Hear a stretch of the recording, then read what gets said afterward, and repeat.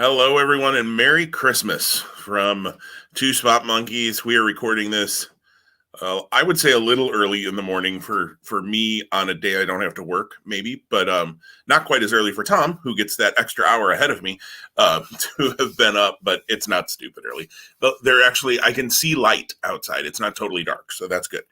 Although after the blizzard we dealt with yesterday, I don't know. We'll see what happens. Gotta love Nebraska. Blizzard yesterday, 50 degrees tomorrow. So Merry Christmas from Nebraska. But it is probably our second to last episode of 2020.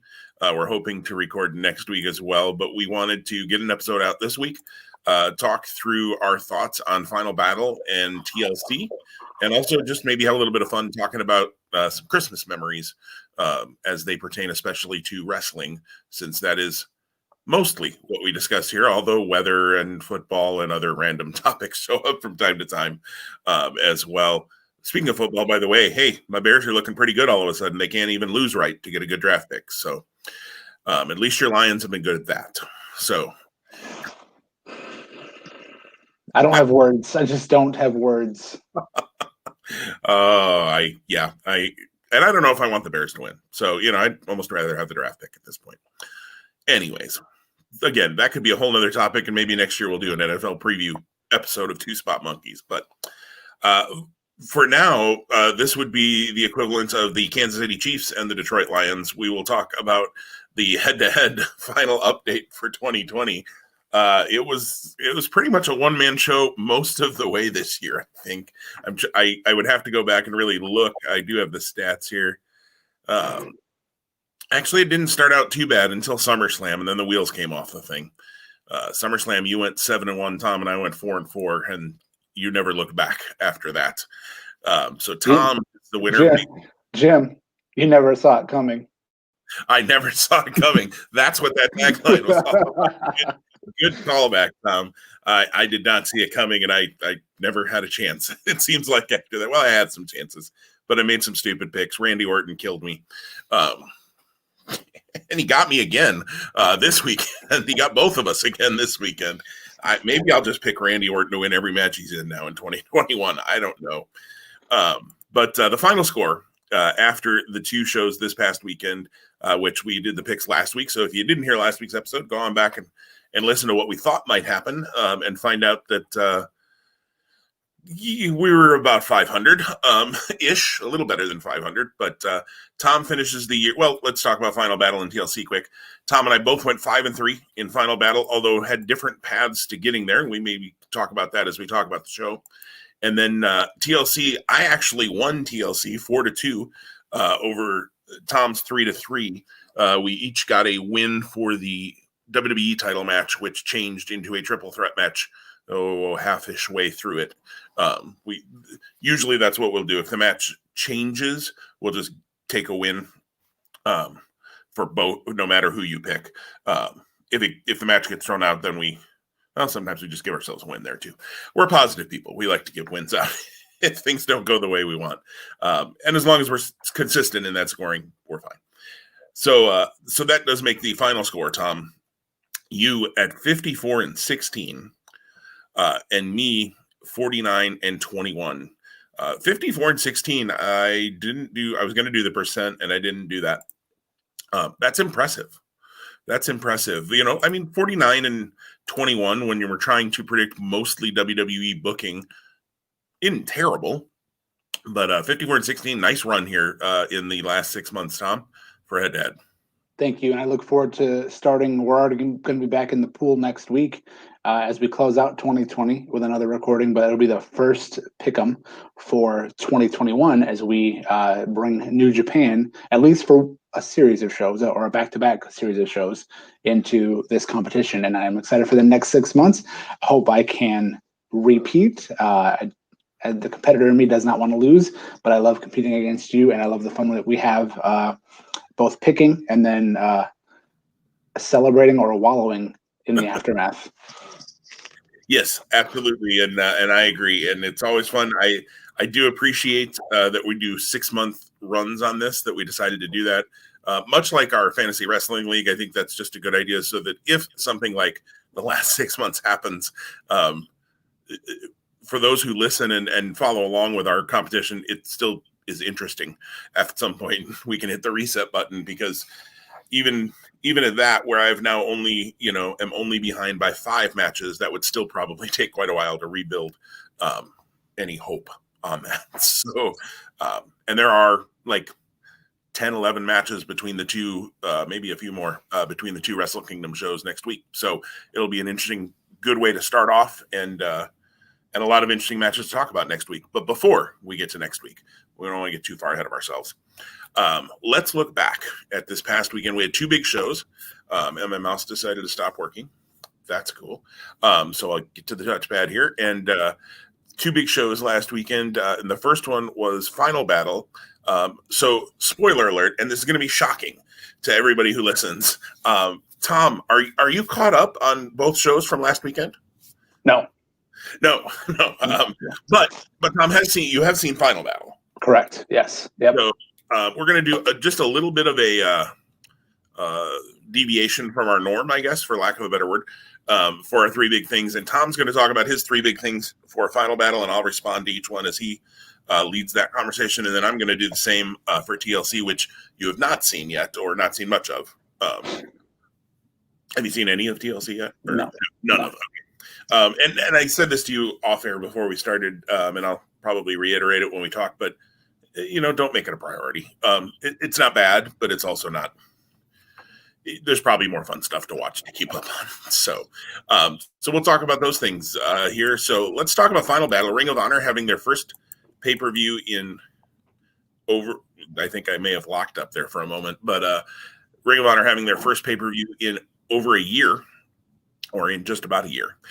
Last Friday night, Final Battle. Tom, what did you think of the show? And what'd you think?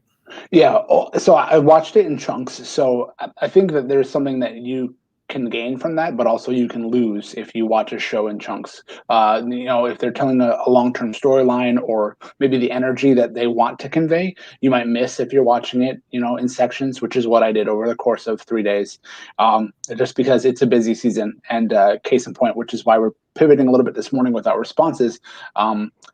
That's a nod to how busy it's been in life and in work and in holiday times. So the first thing I want to comment on Final Battle was that it was an enjoyable show, and they very clearly are drawing a line with the foundation. We've known this before. We talked about it a week ago. We both have had kind of our perceptions and our takeaways from how they've been building them. But when you have the first Pure Rules title, or the first Pure Rules tag match, that's an emphasis on the Pure Rules division, and again the kind of the platform, for lack of a better word, for the foundation. I was going to say the foundation of the foundation. That just didn't sound right to me in my mind.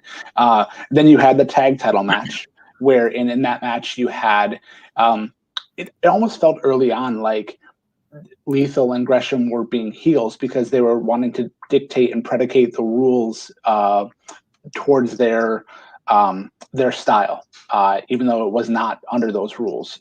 And Caprice Coleman, and again, I am not one of his biggest fans, had a great line during the Final Battle card of talking about how if the tag champs as the foundation look to want to have their matches have those titles or have those rules, once the contract is signed, you can choose to sign it or you can choose to not sign it. So it'll be interesting to watch, I think, that story develop if they begin to try to push those rules into tag title defenses or not, and if teams that want shots have to compromise and perhaps acquiesce to those rules to be able to get a shot versus maybe earning a shot. So just something interesting to watch there. And then the pure title match, Gresham and Flip Gordon, which I thought was probably the best match, or one of the top 2 matches on the card. Loved that it went long, and it didn't actually feel like it was that long. I was a little miffed about Gresham's comeback at the end, because all of the selling he had done seemed to be overcome by adrenaline and fighting spirit at the end. And I understand that that's pro wrestling, and I expect to see that a lot of times. But I also, when I think of Ring of Honor, I think of, the way they present the athletic build and the competition aspect of it, that him responding and not having any perceived ill effects of the leg as that match went to the home stretch was a little disappointing for me. So the first big thing is just all of the foundation, and I really enjoyed even for those statements of wondering and of maybe it didn't land the best or I'm perceiving it one way. That was takeaway number one for me. It was just how they presented and delivered the foundation. There's one more component, but I'm going to add to that because that ties into one of my other big things. I want to know, how did you feel about how they were presented and other thoughts that I might not have captured? Yeah, I agree with you. I think the foundation was clearly put across as one of the top forces in Ring of Honor. Perhaps we'll get to where they seem to be headed, or the competition, or what do I want to say? Angle, I guess, for lack of a better word. There was a better word I wanted, but can't come up with it. That they seem to be building with the foundation and another group as well. But yeah, I thought they were put across very strong. Going back to our picks last week, I thought they would take the tag titles off of Lethal and Gresham, and they did not do that. And I don't see them doing that anytime soon, to be perfectly honest. I think that Gresham's going to hold two titles, and anytime you hold two titles in a company like Ring of Honor, where the titles are meant and are presented as important, and I think Ring of Honor has done that pretty well throughout their run as a company, has made their titles important. So to have two of the titles in that group, and it wouldn't shock me to see Jay Lethal challenge Roosh at some point. Spoiler alert, we've gotten ahead of ourselves, but it wouldn't shock me to see that, or even Tracy Williams taking a shot, to try to get all the gold in the foundation. I think that'll be interesting to watch, and I think that means something when Ring of Honor does that. Even when sometimes I don't love Delirious's booking, there's a definite story being told with the foundation, and I like it. And honestly, I thought the Pure Rules tag match might have been the match of the night. That and Jay Briscoe and Shane Taylor were my two top matches. And the Pure title would have been number 3 for me. And just because for whatever reason, Flip Gordon takes me out of things, and I don't know why. But I agree with you. It didn't feel as long as it was. When I saw the time, I can't remember what it was at the, I like that Ring of Honor shows in the graphic corner how long the match was. Jonathan Gresham by pinfall or submission in 26 minutes and 32 seconds or whatever. I really like that piece. It gives a little more sports feel to it. Shocking after AEW talked for a year about how they were going to be the sports centric promotion, and I think Ring of Honor frankly does a little better job of that than AEW. I think the foundation, though, has been set up to be a really good faction moving forward, and frankly I thought Red Titus looked really good in that Pure Rules tag match as well. And I don't know if you've seen the ROH TV from last week. Not a super important show. It's Final Battle weekend, so they weren't going to put anything major storyline on there. But he and Delirious had a pretty good match as well. I hope that Red Titus can feel as important as he's going to need to be a part of that group. Yeah, for sure. So that's a good segue, and I like what you shared there, because that brings me to my second big thing, and you mentioned it too. Roosh retains the Ring of Honor World Title, defeating Brody King. Not 100% clean, but he definitely showed who he was in terms of being a competitor and being the world champion in Ring of Honor. And again, we didn't know what we didn't know. We didn't know what the future was going to hold for any international talents related to Ring of Honor. So at least we know for that event and for the next series of tapings. I mean, for all we know, they taped another 6 weeks of TV that's going to get us into late January, and who knows what will happen. Maybe it's only going to be till mid-January. These are things, again, we're going to watch play out, and I know we'll have a conversation here in regards to that. Being said, putting your champion over strong, which they did, and they also then built what I am perceived to be is going to be the main angle that this company is going to focus around between now and I'm projecting perhaps 6 months, and that is the Foundation, which we talked about before, and this new group, maybe not the original La Faction Ingobernables, if that's what it was, or but maybe that's what it comes to be when Kenny King is able to return from COVID, or maybe it modifies itself. But I see 4 strong wrestlers on the Foundation's end, and I see 3 strong wrestlers on the other group's end. You could add 4 if you consider Rush's and Dragon Lee's dad in the mix. I would hope that's not the path they go. I would really like to see them add someone else. But again, I'm speaking as if folks are very well aware of what happened. But at the end, Rush's dad, La Bestia del Ring, I believe is the name, comes in, hits Brody King right across the head with a chair, shoots him into the corner. Rush gets the double kick, running bull by the horns finishers, whatever they call that, and that's how he wins the match. And you had Dragon Lee come out before that and cause a distraction, which led to the dad, the father, La Bestia del Ring, coming in and causing this, and then all 3 celebrated there at the end. So what I really actually enjoyed, just as an add-on, was Amy Rose's commentary. I actually hadn't really seen her involvement in this group, but I think the bilingual nature that she brought, and just the aura she gave as added commentary to the match really meant more to me.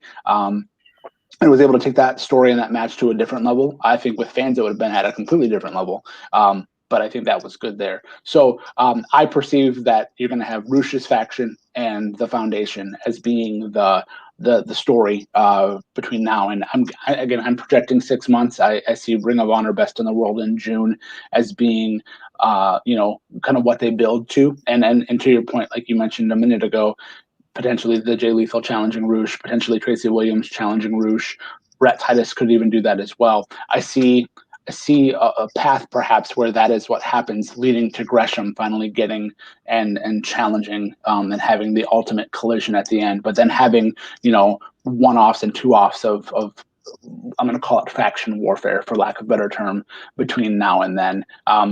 Again, the big question over the top of my head is who might that 4th person be that you could maybe add to this group. And then the other thing I'll just jump in there and say is just the interesting dynamic that I anticipate if Kenny King does come back to the group between Kenny King and Rhett Titus, because they of course have a long and storied history. Yeah, and I think King will be kept in that group. As they've done promos and things, they haven't tried to downplay his involvement in La Faction and Gonables. So I do think that's the 4. I think Bestia del Ring is the 4th. And I got to admit, that's a little bit of a wah-wah for me. I am not super up on the Lucha Libre scene in Mexico. Usually I kind of catch people or hear about people as they kind of get a buzz in maybe PWG or other indie bookings, which of course that's just not happening right now as much. But that's where I first became aware of people like Bandito and Rush, although Rush doesn't work PWG, but his name kind of surfaced around some of the bigger names, Dragon Lee, Black Taurus, people like that. I got to admit, Bestia del Ring, I had to look him up. In fact, I had to look up, was he actually even Dragon Lee and Rush's dad, or was that just storyline? And he's dad. Yeah, they're clearly building that as the storyline. I agree with you. If Best in the World isn't Jonathan Gresham versus Rush for the Ring of Honor World Title, then I think Delirious has lost sight of what he's doing. I mean, I think the story is right there. And at that point, frankly, I'd leave the tag titles and the pure title on Jonathan Gresham until that match, or maybe until earlier in that night, because then he'd potentially have to work 3 matches on that show. And there's a story you could tell there. If you did another, every title must be defended at Best in the World, which would make sense because it's Best in the World. So you should have the best people in the world fighting for the titles, right? So that would make a lot of sense. So then Gresham, who worked 2 nights at Final Battle, you can tell the story. He worked 2 matches and won them both. Can he do 3 and win the Ring of Honor World Title? I just think there's a really compelling story you could tell there. I think Gresham absolutely can work 3 matches in Ring of Honor. Even in the Ring of Honor style, quote unquote. he can be tired, but I think he could do it. And you tell that story of this broken down, he had a tough pure title match against whoever, John Walters or somebody. He had a tough tag team title match against the Briscoes or whatever.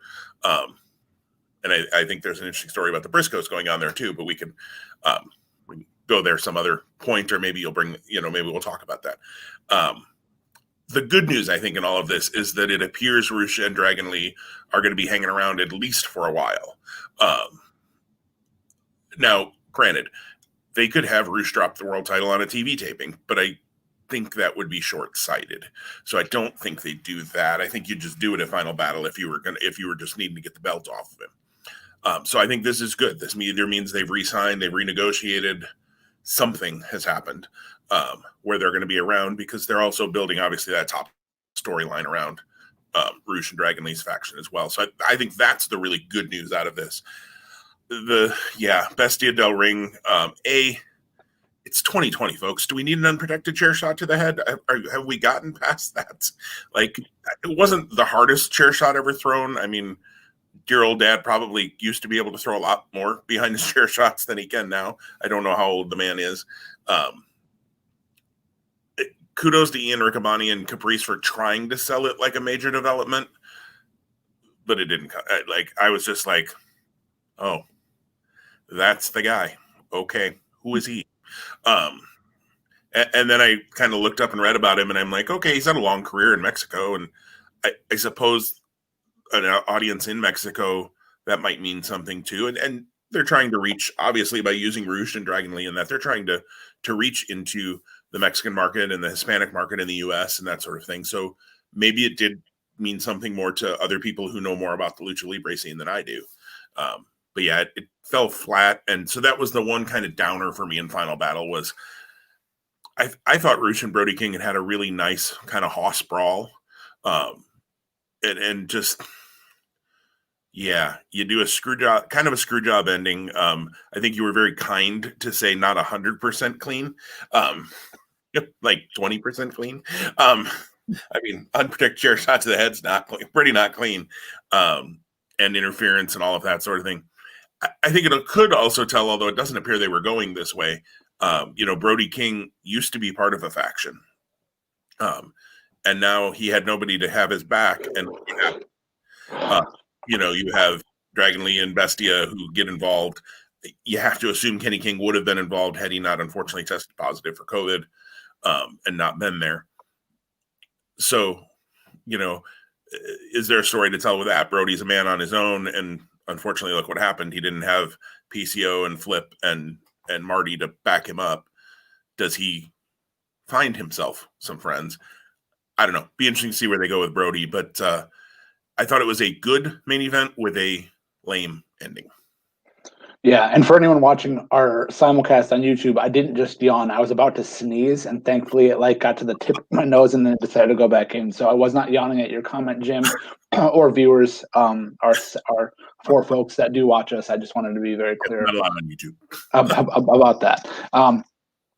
Yeah, it's going to be very interesting to see. One thing I just want to kind of pontificate on out loud is, how does Ring of Honor potentially incentivize the Honor Club going forward in a time where we're likely going to continue to not have fans at events for a while, and then too, typically they have their staple events. They have the anniversary show, they have Best in the World, they have Death Before Dishonor, and they have Final Battle. Those are kind of the 4 pay-per-view pillars of the year. But then they've had other standalone events that they were running live. Do they do monthly events and specifically have them for Honor Club and do them very similar to what they did for Final Battle to keep the stories going, or do they just rely on TV? I'm going to be very interested to watch how that plays out in the months to come. I agree. I'm actually very interested to see TV this weekend because this should, I think, be the first show from the tapings they did around Final Battle. So it should start to show what's that next stretch look like. And I agree. Yeah. I think they would be wise to do something like that, monthly specials on Honor Club, if they're not going to do live shows. I had read somewhere that last Sunday they were going to announce a couple of events, but all they ended up announcing was the Ring of Honor or the Ring of Honor Experience is returning, which really was just a Facebook group. And I've joined it, and I'm about tired of reading about every random indie wrestler from all over the country that somebody wants Ring of Honor to look at. Interesting idea there. And maybe they will take a look at some of those folks, and maybe some of them will be really, really good in Ring of Honor. I certainly know some of the names, I've heard some of the names, but the vast majority of them know. To the people who keep putting Austin Aries in there, stop it. Well, and to that end, like, and I joined it as well, and then I tried to kind of mute my notifications there until I was through Final Battle to not be spoiled. Two thoughts come to mind. It's a dangerous precedent you're possibly setting yourself up for, because we're still in a pandemic. So to put out there, who do you want to see? Like, choose your honor. Okay, well, if you have, it's not Baskin Robbins, it's not 31 flavors. You can't have every single one. You can't have a small spoonful of each to decide really what you want in your cone. So that's a dangerous idea. A great analogy. So it's a dangerous idea unless you have the means to pay it off. So that's number one. Number two, they need to be a little bit more structured in terms of kind of maybe setting topics. So this isn't like a message board. I think it's in the vein of a message board from back in the day. But if you really want to just do a message board, do a message board. I mean, I know moderation is a pain in the butt, and that's why the previous Ring of Honor board, which we have fond memories of, you and I, back when it was pure, when the foundation of Ring of Honor's message board was what it was. You remember the foundation. Precisely. That's the place that you have conversations and you have some discussions, because I wanted to bring up my thoughts about the Roosh faction and the Foundation faction, but I just feel like that's going to get buried in that type of forum. One thing that they are doing, and this brings me to my third big thing, is they did have 6, I think, names that kind of were like, that they said had risen to the top of kind of perception for who should be the next title contender, and now they're they were counting all of the mentions, or do you think they put the 6 names they wanted to put on that poll? Oh, of course, yeah, the latter for sure. So then with that, now there's a poll going on. So really, they're asking fans to interact in that way. So I appreciate that, again, as long as you honor it, as long as funny word that I chose there, honor. As long as you follow through on it, then there's weight, and it doesn't lose credibility with fans, especially if you're saying, hey, choose your honor, interact with us. But my third big thing was, again, Shane Taylor, and I appreciated 2 things about his Final Battle. Number one, not being willing to accept just being given the 6-man titles for he and the SOS. I think that's a really important footnote to his character development, in that he really wants to prove himself and earn things. I have come around slowly to Shane Taylor, but I'm getting there quicker and quicker day by day. It always grated me a little bit when Ian Riccaboni is always like the lineage of the TV title, and Shane Taylor is always one of the first names that come to mind, because in my perception and my connection to Ring of Honor, it isn't a big deal, but it actually probably is. And just because I wasn't following the product at that time doesn't diminish like the run he had and all of those things. So he's also one of their top stars now. So it's important to put him first, be ahead of the Adam Coles of the world, and even before you mentioned Jay Lethal, because it was a more recent relevant title run. So I think that's important, that Shane Taylor doesn't want to accept anything as a handout. He wants to earn it. He wants to win it in the ring. He wants to prove himself in that way. So I appreciated that very much as I would have in the fantasy world or fantasy league, would have appreciated title win points for 2 of the 3 SOS Shane Taylor Promotions guys. I digress. The second part of that is the Jay Briscoe match. Again, we both agree, one of the top 3 matches of that event. Love that Taylor went over. Love that they continue to put him towards a potential title shot or something in that vein. As much in the same vein of how they were willing to, the board of directors, the Ring of Honor board of directors, was just going to give them the 6-man titles. I wish the board of directors would have also then said, hey, we have an opportunity where we have 2 top level talents. We're going to match them up, but here's actually something at stake, so that they're fighting for more than just the value of a win. Make it a number 1 contenders match. If you have the means to strip the titles and give them to a team, you have the means to make this a number 1 contenders match. And I think that would have just taken this match to the next level, storyline wise. I think you still get to the end result where Shane Taylor's going to get a title shot at some point against Roosh or whomever the champion is. However, I feel like you could have added some prestige if you had made this a number one contenders match. And again, a win over Jay Briscoe, no matter the context, is important and valuable. He is probably like the one talent in Ring of Honor, save for maybe Jay Lethal, who has, they're both evergreen. A win over them at any time, any place, anywhere means something to your lineage. It just seemed like it could have been done a touch more. So that was my third big thing. Yeah, absolutely. And I agree. I loved when Quinn said, the board of directors has decided that they're going to bequeath these titles to you. I literally went, oh, come on. And then when Shane Taylor said, when he started looking at the guys and you could tell from the looks on their faces, I was like, oh, thank God he's going to say no. That's what they're doing here. They're setting that piece up instead of, by hook or by crook, Shane Taylor and promotions, becomes the six man. Because I thought, oh, what weak booking to just hand them the titles and not even bothered. As much as I said, don't make it Cheeseburger, Eli Isom, and Ryan Nova, I would have rather that over handing over titles. So I was glad they didn't do that. And, now the six man titles are going to sit dormant until February-ish, probably. Ray Horace at least had his belt with him, so we remember that it's a thing. And Horace looked good, by the way. But that's a different story. And Dalton Castle, how the mighty have fallen. Yeah, I thought Shane Taylor looked good. I just, while you were talking there, I pulled up the Choose Your Honor group, Tom, and looked at that poll. They actually also put up a poll for the Pure title to see who people want to see get a title shot. And Josh Woods is running away with that one. Looks like if I'm, he does deserve it. So let's be fair. Right. And so I'm glad to see the fans aren't, just voting. They have Delirious on that poll. And I'm like, why? He hasn't won a match on TV. Why? Stop booking yourself. But I understand it's one less body, COVID. I get it, but stop. For the world title poll, though, I added it up real quick on the votes. It looks like 327 people have voted. And 119 of those votes have gone to Shane Taylor. And he is by far the leader. He's got a 41 vote lead on Matt Taven, who's the next one. And I was making sure I could see the video to see your response on I'm Matt Taven getting potentially a world title shot. Matt Taven, number 2, EC3, number 3 with 66 votes. Others with 27 votes is next. And I suppose if I read through the 53 comments, I'd find out who some of those were, but I'm not going to do that. At least not on the air here. Brody King, 22 votes. And interestingly, Jay Briscoe only getting 15 votes. People don't seem to want to see Jay Briscoe versus Roosh, which I wouldn't mind seeing that match. I think that would be a good match.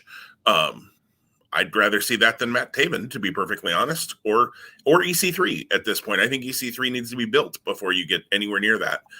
He has some name recognition, but he's got 2 matches in Ring of Honor, one a 6-man title or a 6-man tag loss, and another a 2-minute angle, really more than anything, with Jay Briscoe. So yeah, don't do that yet.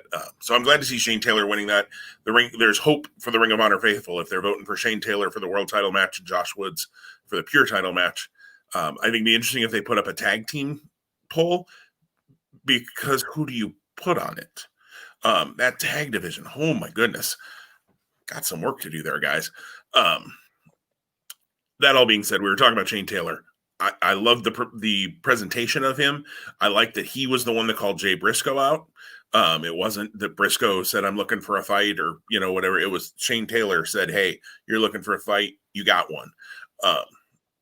So he's not afraid of a Ring of Honor icon, a former world champion, one of the toughest guys in the company, blah, blah, blah, all the stuff they say. And I agree with you. A win over Jay Briscoe or Jay Lethal, you're 100% right, means something. I think a win over either of those guys, I just mentioned Dalton Castle, who's a former world champion too.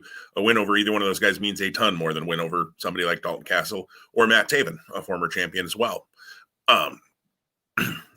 Booking is the reason there, frankly, for both of those guys. Not that I'm a huge fan of either one of them. I think Castle has a place on the card. I just don't think it ever should have been world champion. And and Taven is what Taven is. We've beaten that horse a few times, but I think Shane Taylor is one of the up and coming stars that I don't know if I'm ready to see him as Ring of Honor World Champion just yet. But do I think in 2021 I'll be ready sometime? I do. I think they can get him there. And how cool, because I got to be honest, when Keith Lee left and went to Evolve, and so the Pretty Boy Killers, kind of had a very short run in Ring of Honor, and then Shane stayed in Ring of Honor while Keith Lee moved on to Evolve. I thought Shane Taylor was going to kind of be the Marty Jannetty of that tag team, to be perfectly honest. And how cool that both of them now have found some level of success. I mean, obviously Keith Lee is, featured on Raw. Yeah, I mean, for whatever that's worth. And how they don't book that guy better. Anyways, and Shane Taylor now one of the top guys in Ring of Honor. I think that's pretty cool. That a tag team that you and I saw in a dark match at, I believe, the last live show I have attended in Dallas. I think that was in Dallas, or was it Atlanta? Well, anyways, I saw him in a dark match in Ring of Honor. That's what I'm saying. And the Pretty Boy Killers were impressive then, and to see where they're at now is cool. Shane Taylor, big things coming from him, and I hope SOS has a big 2021 as well. I think there's some talent there. I think, again, you got to book them in a way that makes them important, and feature them. And if they're ready for that, let's see it. Because, hey, as much as I just said, the tag team division needs some help. They're a ready-made tag team. They look like a tag team. They sound like a tag team. They work like a tag team. You could start there. You need to add some more, but you can start there. So Shane Taylor, excited to see, and I thought a really good match with Ian Briscoe. Any other Final Battle thoughts? Yeah, no, those. I think I'm gonna go with those three big things. Those are my big takeaways. I mean, there's a couple smaller things, but I'm gonna watch how things maybe progress on TV. One note to your comment about hopefully we'll see maybe some new developments or some next steps. I know the TV this week is that Christmas gimmick match. Oh, that's right. So hopefully, I mean, again, they don't have to go totally wonky and goofy with it, but we'll see. Delirious does like wonky and goofy, so I'm a little fearful. In fact, I'm kind of thinking he's going to be in the dumb match. I saw that, if I understood it right, they're going to open presents that have then the names of their partners. Okay, it's like White Elephant, Secret Santa, all mixed up into one. Yeah, a little bit. So there's going to be, if that's the case, Jay, because it's Jay and Mark are the captains, right? I hadn't seen or heard, but that makes sense. I think it's Jay and Mark are the two captains, and so you're going to get some sort of wonky, delirious Kikataro, somebody. Danhausen probably ends up in this match, honestly. And Danhausen, congratulations. Welcome to Ring of Honor. That could have been on TV. It didn't need to be on Final Battle. Anyways, especially with that finish. Just my 2 cents. No, I agree. It'll be interesting to see where it goes. And yeah, you're right. That Christmas match. And then I think there's one other match this weekend. Or maybe it was, they've got an Honor Club and YouTube exclusive Kenny King and LSG that they apparently couldn't figure out how to fit into the TV shows, that was taped last round, obviously, since King missed this round. One final thing before you transition to TLC. You do have to admit, though, the Danhausen match had teeth. It did have teeth. And the poor referee got him right in the eye. I think Danhausen has a place in Ring of Honor, or somewhere on a show. It's a little weird in Ring of Honor for me. I like Danhausen. I don't know what it is about him.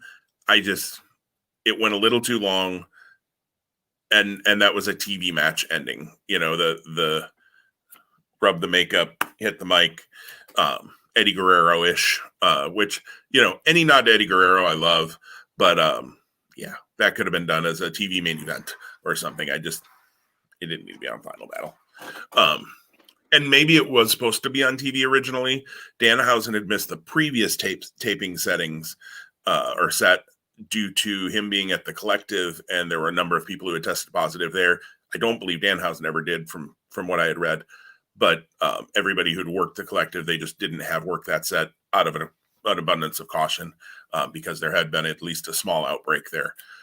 So maybe that was supposed to be on TV and they just had to get it in before the end of the year since they had that stipulation that he had to win one by the end of the year. So,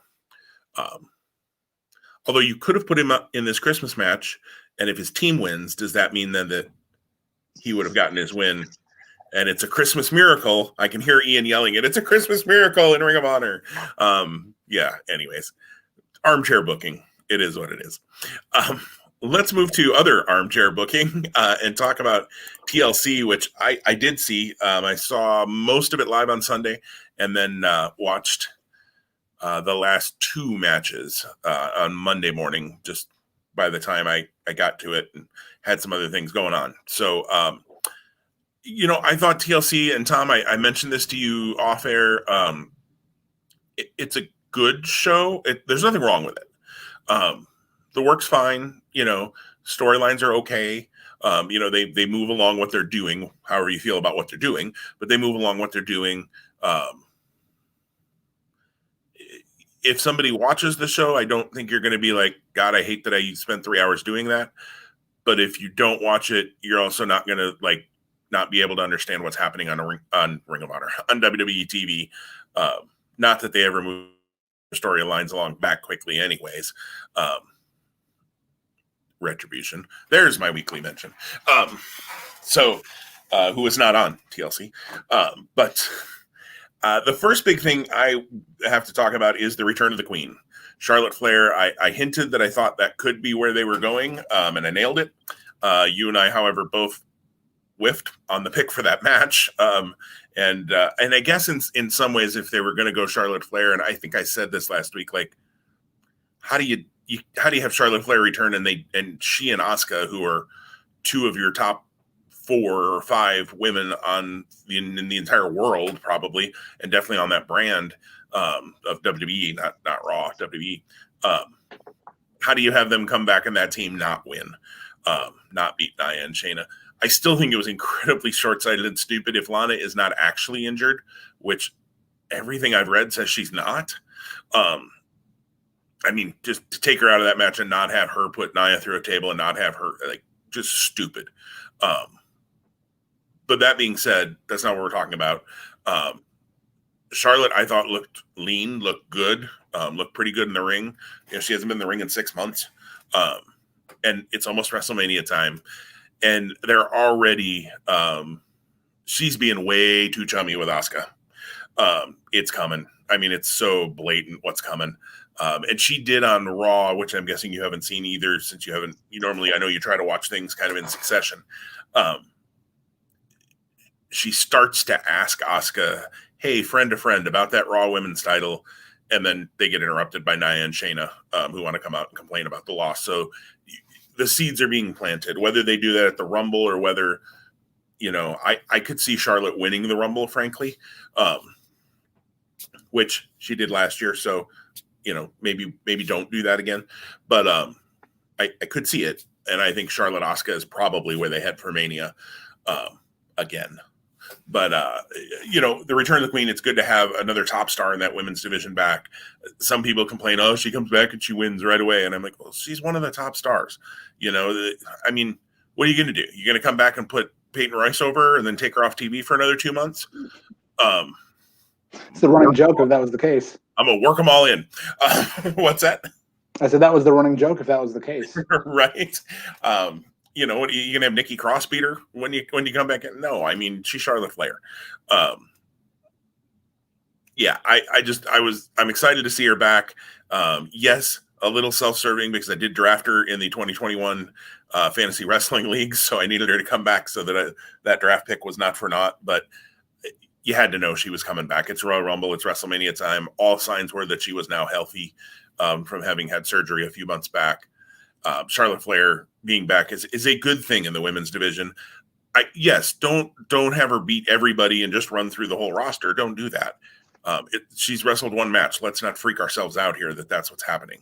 Did she get the pinfall to win the belts? Okay, she did. Yeah, Oh, Shayna. Wow. Okay. Yeah, natural selection and pin Shayna, which I would have gone the other way too. I would have pinned Nia because I think they're missing the boat on Shayna Baszler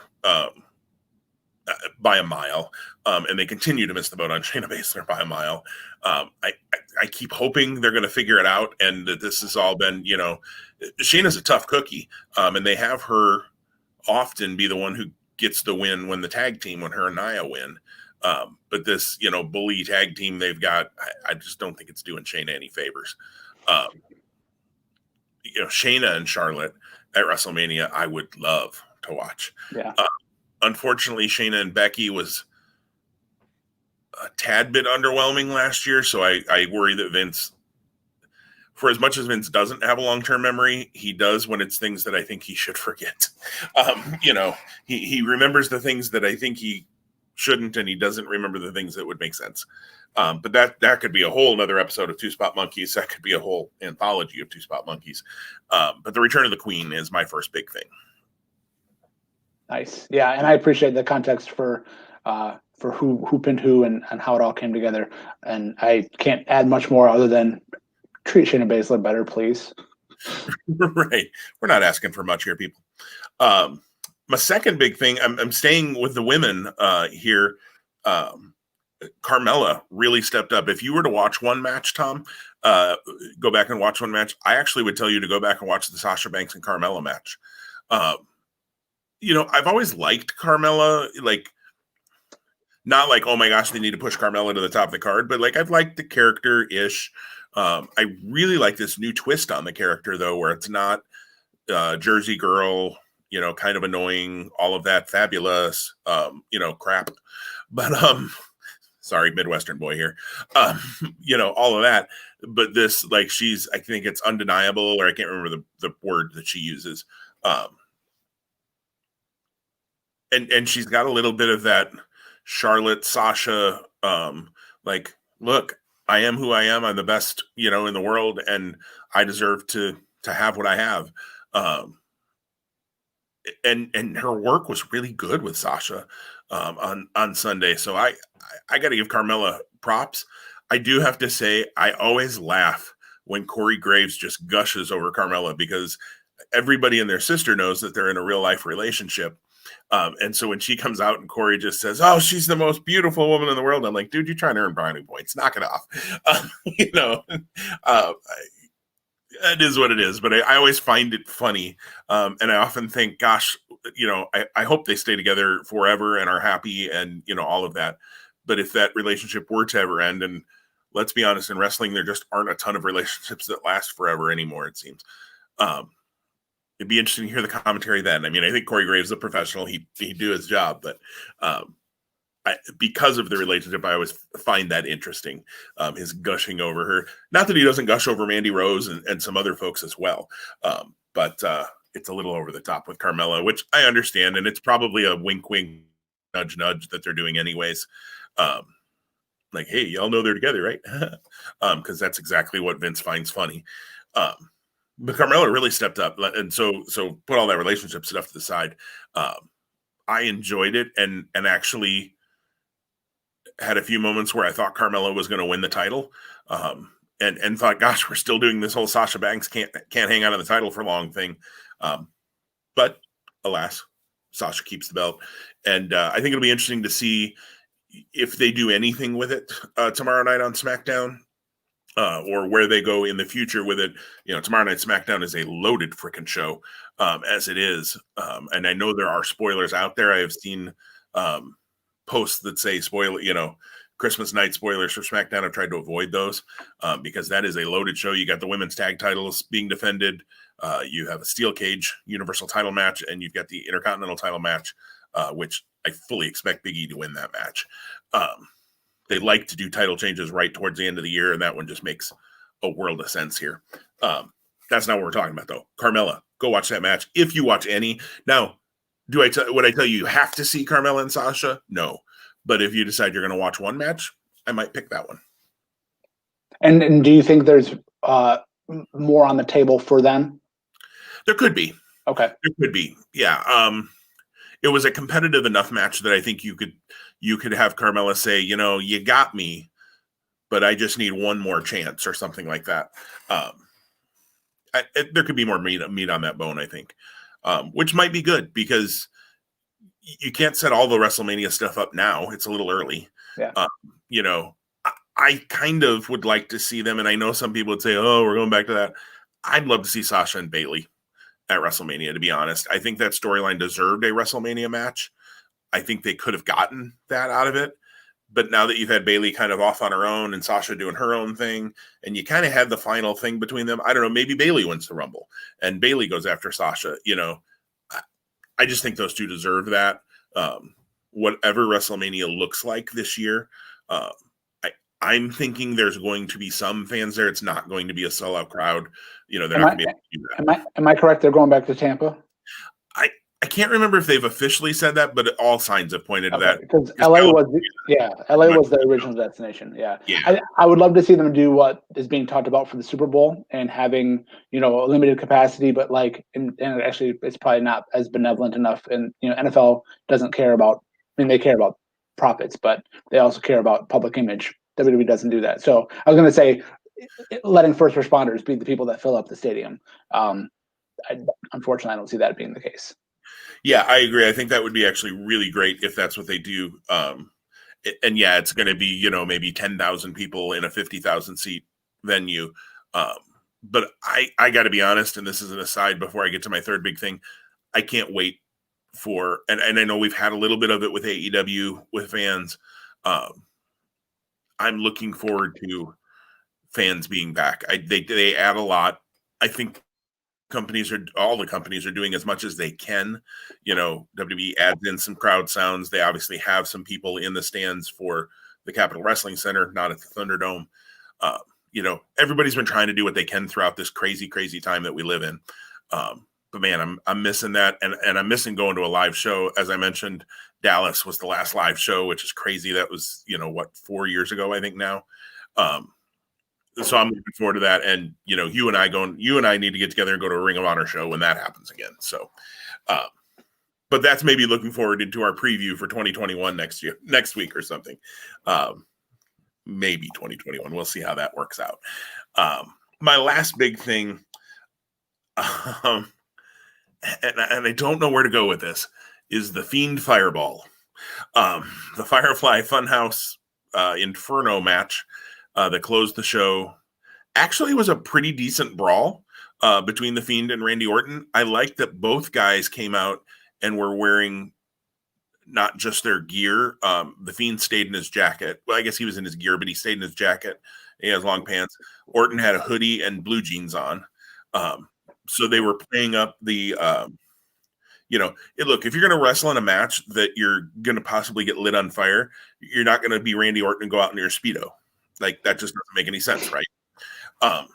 Sorry, that's what wrestling trunks are. But you know, and the Fiend, like I said, kept his jacket on, which eventually in the end of the match, that's what lit on fire was his jacket, which was already a pretty cool visual. And I thought looked a lot better than way back when the first Inferno match, when Kane had the arm thing on and then ran around going, "Oh, my arm's on fire." You know, that match was fine for what it was in the day, but I thought this was a pretty cool visual when the whole back of the Fiend lit up. And then they went, obviously, they cut between some pre-tape stuff. And if you're watching for it, you can see the differences in what's happening. But I also think that sometimes people watch too much for that. Like, just watch the story unfold. Of course they pre-taped it because he can't actually light a human being on fire on the mat, people. So they had some sort of dummy of the Fiend, you know, obviously is what they did, is my assumption. Again, because you didn't light a real person on fire, and a real person wouldn't lay there still if he was on fire. I don't care if Bray Wyatt's crazy. But poured gasoline on what looked to be the Fiend laying there and lit the dude on fire. And you end with this image of the Fiend it was like the end of a horror movie, really. The Fiend laying in the middle of the ring, flames shooting off his body, and Randy Orton doing his little pose. Could have done without the pose. That was a little bit weird. But I thought it was a cool visual. And I think it's going to be interesting to see where do they go with the Fiend from here. Bray Wyatt tweeted out a cocoon after the show and said, "Thank you." So it seems they're hinting at some sort of evolution maybe of the Fiend character. Monday Night Raw, the Fiend was not seen, but Alexa Bliss was swinging on a swing set that randomly showed up in the ring.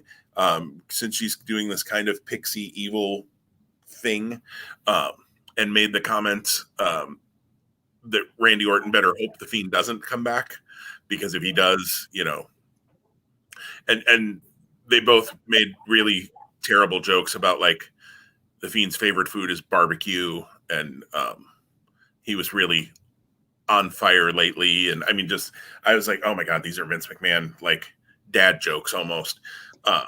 What did they do with Orton on Monday? This interaction with him. Okay. Basically said, I'm the baddest MF on the planet, is basically what he said. And he also, though, did say, and I haven't watched all of Raw, but I've read the report, and then decided I probably didn't need to see the rest of it. He did say that he doesn't hear the voices in his head anymore now that the Fiend is gone.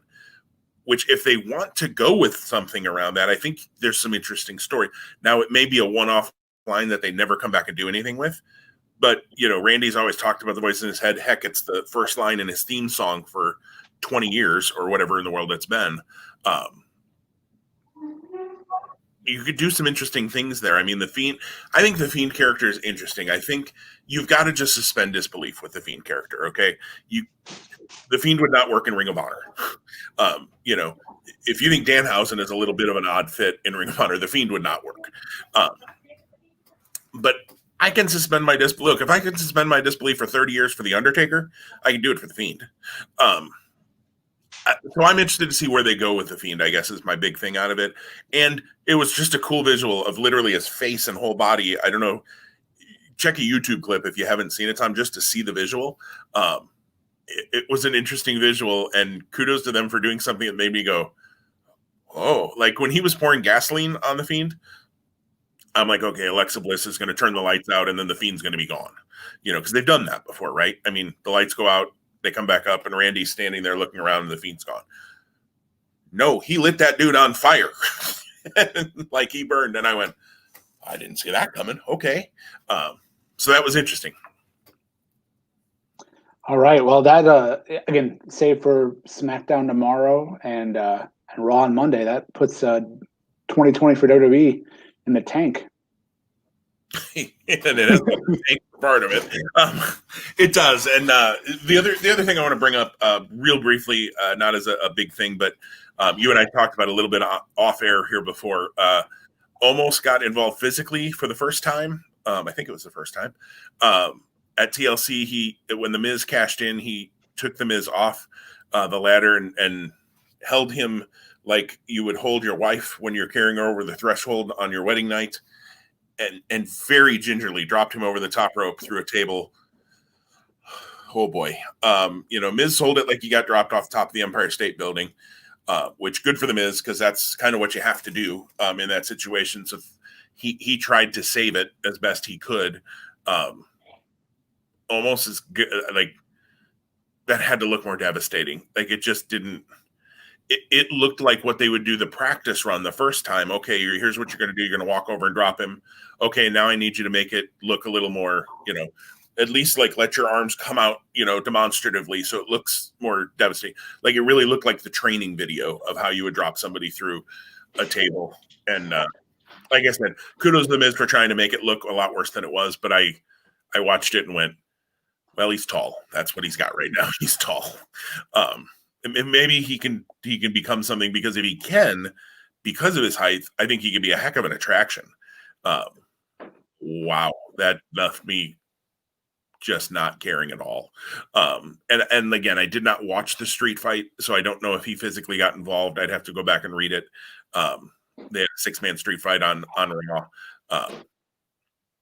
We'll see where it goes, but yeah, he's a menacing looking dude, but yeah, puppies wouldn't have been hurt. That's all I'm saying. Well, so that puts TLC in a bag, I guess, and then let's talk about things that come out of a bag. Famous Christmas wrestling memories. That was a terrible segue. I apologize. Tom,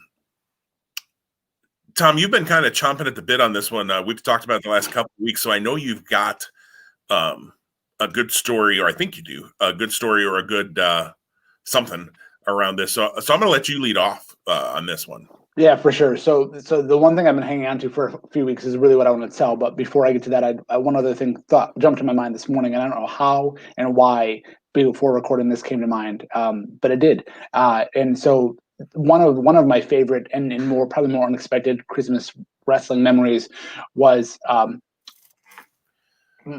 we from a divorced family. We would see my dad, every other year, or we'd always have a Christmas, right? But it wouldn't necessarily always fall on Christmas.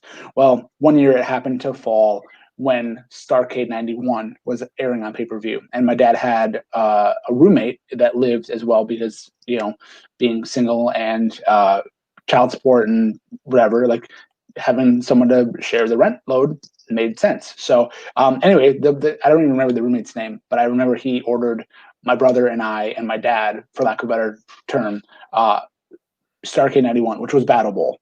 And I don't really remember a lot about that show, other than the fact, obviously, the Battle Bowl is like randomly drawn teams, and then there's a big battle royal at the end. But that just remembered my brother and I went nuts. And we weren't followers of WCW, NWA at all. Like we probably would watch like 605 on TBS, like on occasion, but we were WWF kids through and through. So just the simple fact that we were able to get a pay-per-view at a time where we weren't getting a lot of pay-per-views, if any, was a pretty cool big deal then. So that's number one. But the real story I want to tell, and this is, I think, hopefully the gem, is my brother and I had some really amazing aunts, and actually the aunt that is part of the story is no longer with us. She's passed away. But she lived in Texas at the time and shipped the gifts to us, or as best we know, shipped the gifts. For all I know, she gave my mom money. My mom went out, bought it, put labels on it, and we were none the wiser. Well, ahead of Christmas, 2 items show up, one for my brother and one for myself. We're 4 years apart. And without fail, we were Toys R Us kids through and through. So we would go to Toys R Us almost weekly, bi-weekly. Like that was like where we would spend our allowance, and had to convince my stepdad to bring us. We knew they were wrestling buddies. We absolutely knew they were wrestling buddies. And we couldn't wait until Christmas morning to find out who was getting which wrestling buddy. So what does one do when that is the case? You poke holes in the wrapping paper and you figure out which one is which, one of which was the Hulk Hogan, one of which was the Ultimate Warrior. We then decided who we really wanted the most, and I'm pretty sure I was originally intended to get Hogan, and he was originally intended to get Warrior. Well, we removed the label that had our names on them. We covered up the hole that we had poked in, and we did a switcheroo. And on Christmas morning, when we finally opened this gift, my brother got Hulk Hogan, wrestling buddy. I got Ultimate Warrior. And we thought we had pulled the biggest ruse in the world. And I don't think anyone's ever heard that story. I know my parents, they don't care, and no, we've never told them. But that's a little gem that my brother and I have held on to for, 30 years now. This was like early '90s. So that's my wrestling story. I hope that I felt like I told it quick, but I hope that it lands. And yeah, that was a fun time. And my brother and I think, just to add to like kind of the drawing it out a little bit, we knew what we had done, and like it was like an inside joke between us. And so like every day, like we were like waiting to see if someone would find out, and no one ever found out. And my aunt never even circled back and was like, "Oh, I thought I bought you," like when she came around to the house. And so, because she couldn't have been bothered either. She just knew she was giving us what we had asked for. Absolutely. That's awesome. Yeah. And the funny thing is, I don't think I ever had a wrestling buddy. I wish I did now, like, especially the Legion of Doom ones. Like those were awesome. And I'm a huge Road Warriors Legion of Doom fan.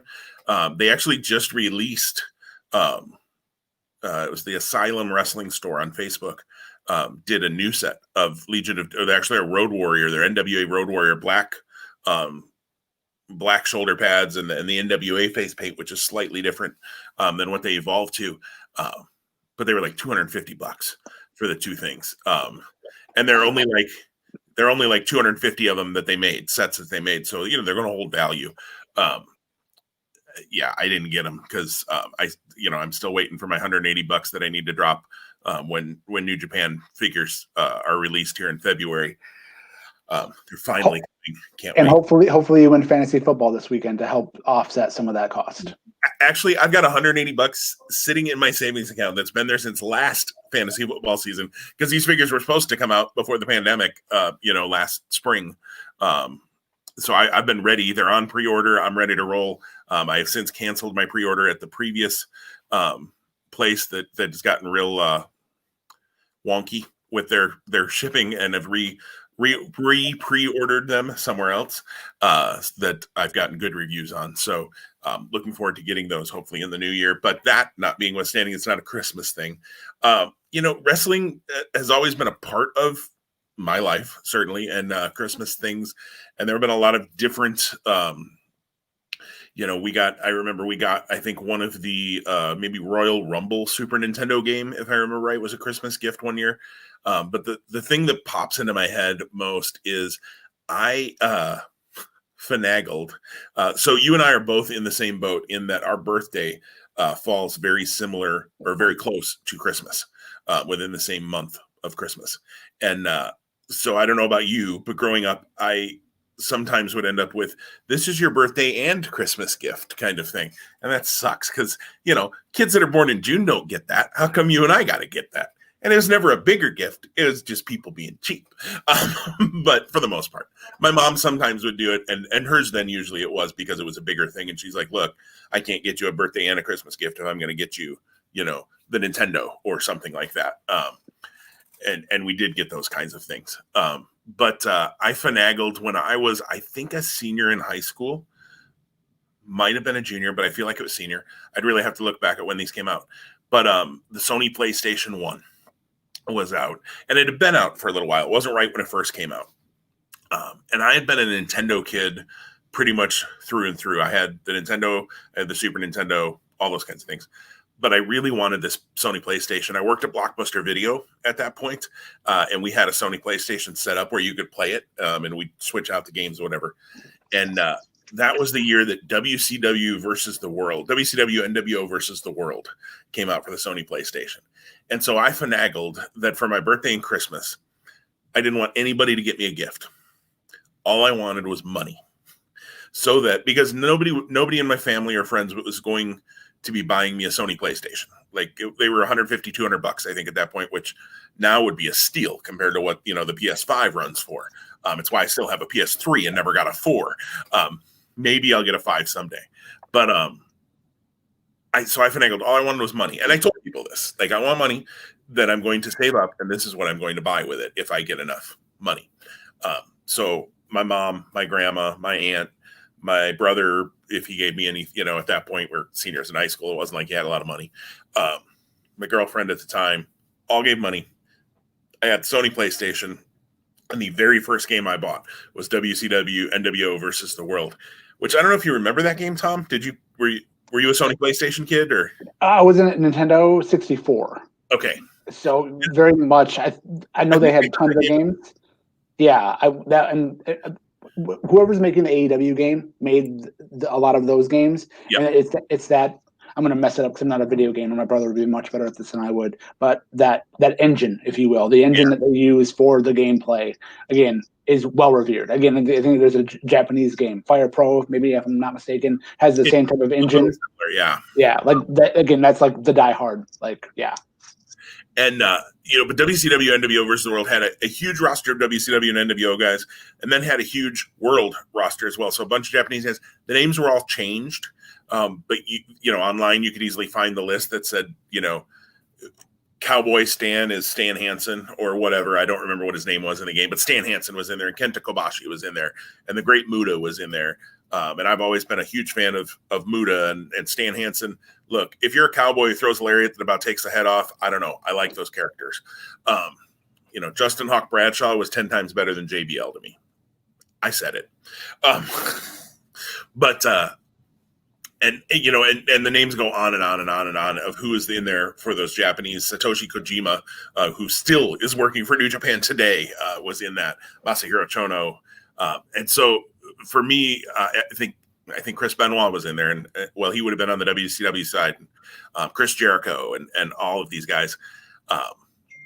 So for me, just having a roster that big, that's always been something I've loved about video games. Granted, I have a PS3. I haven't picked up the controller on my PS3 in probably 2 years.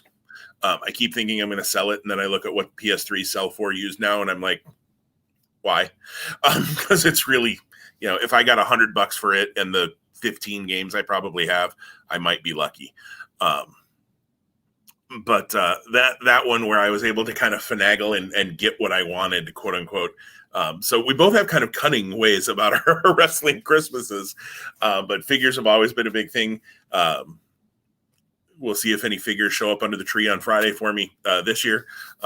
There could be. I did tip my wife off to a few that I might be interested in that were available on Amazon. So, but we'll see how that all works out. I do have a Christmas present coming on Monday for myself that I bought with my own money and not, but my MJF figure for Ringside Collectibles from the AEW Line 2 is going to be showing up. And your corrected Kyle O'Reilly should be showing up, I saw on Monday as well, from our fantasy football bet that Tom also whooped my tail in, much like head-to-head here on Two Spot Monkeys. We might have to negotiate whether the G24 League is in that bet next year, but we can talk next year about that. Or put a handicap in that league. Jeez Louise. But nonetheless, it's always been fun. When I was a kid, like a really young kid, I remember opening LJNs on Christmas, and I couldn't tell you now exactly who I got on Christmas versus who I got at any other time during the year. But opening up, I have memories of opening up in that blue card with that big, 8-pound rubber figure stuck to it that had to have had super glue on the plastic to keep that sucker on the card. That brings back lots of memories. I could sit here and list probably all of the LJNs I owned, and we had a bunch of them through the first number of series and then fell off at the end when they became harder to find. But wrestling's always been a little bit of Christmas, and Starrcade used to be on Christmas as well, which I think has been fun. And then was always around Christmas after they moved it off of actually Christmas Day, when it became more of a pay-per-view event and not just, for local folks in Atlanta or North Carolina or wherever they ran it. No Christmas Day, well, SmackDown, Christmas Day wrestling, but no major show this year on Christmas or even this weekend. But I'll probably watch a little wrestling on Friday at some point during my day, I'm sure. We'll see, maybe even SmackDown. Who knows? There you go. Well, Tom, it's Christmas Eve. You have a family. I believe I saw your wife in the background there a moment ago. You may not have even seen her. It was my college graduate daughter. College graduate. Okay. I just saw long hair quickly in the back, so I couldn't. That does not narrow it down in your home. But it's Christmas Eve, so you need to go spend some time with your family. I also am going to hang out with my wife because we're not going anywhere for Christmas this year. We're just hanging out. But to all of our listeners, a very Merry Christmas. Stay safe, whatever you do. We hope you get a chance to spend some sort of time with family, whether that's virtual, small groups, whatever you're doing. Look, we're not here to pass judgment on what you're doing. Please do stay safe. The pandemic's a real thing, and people, I don't want to see people get sick. That I can tell you personally, that's why we're staying here for Christmas, is my mother's health, to make sure that she stays safe. We're hoping to have lots more Christmases. So we want everybody to have a very Merry Christmas, though. Watch some wrestling. Hope you get some wrestling figures, DVDs. Is that a thing? Do people even sell DVDs anymore? I don't even know. Streaming services? Right. Get a gift card for the network, or a gift card for High Spots, or a gift card for Honor Club, whatever it is. And enjoy yourselves. And we're going to hopefully be back next week sometime to do our head-to-head for Wrestle Kingdom. Well, we have to. There's no choice. We have to kick off the head-to-head. So that's right. So we'll find some time. By hook or by crook, absolutely. And maybe we'll also do a little look back at 2020 and just the crazy year that 2020 has been, but in wrestling specifically, if we have any kind of highlights, wrestler of the year, maybe match of the year. Quick aside, really, before we get there, we talked about this more last week. WWE promoted a match in, June, as the greatest wrestling match of all time, Edge versus Randy Orton. Tom, do you happen to know what match WWE named as their match of the year? Not that match. Not that match, exactly. Yeah. That they named, which look fine, but if you promote it as the greatest wrestling match of all time, how isn't it at least the match of the year? And it was an okay match. It was fine. I would have understood them doing it because it would make sense. But didn't the Boneyard match win? Yeah, Boneyard. Okay, that's what I thought. The graphic I thought I saw. Again, we're going to get ahead of ourselves, but when we do resolutions next week for 2021, let's hope that one of those is that we can forgive WWE for all of their indiscretions about what they say and what they do and who they promote and how they don't care about them. MIA Peyton Royce. Yeah. Amen, Peyton Royce. I'm gonna create a missing poster for that poor woman. She was on Raw on Monday to lose to Nia and Shayna. But that neither being here nor there. Merry Christmas, everybody. We will talk to you next week. Have a great Christmas holiday and a great weekend. We'll talk to you soon.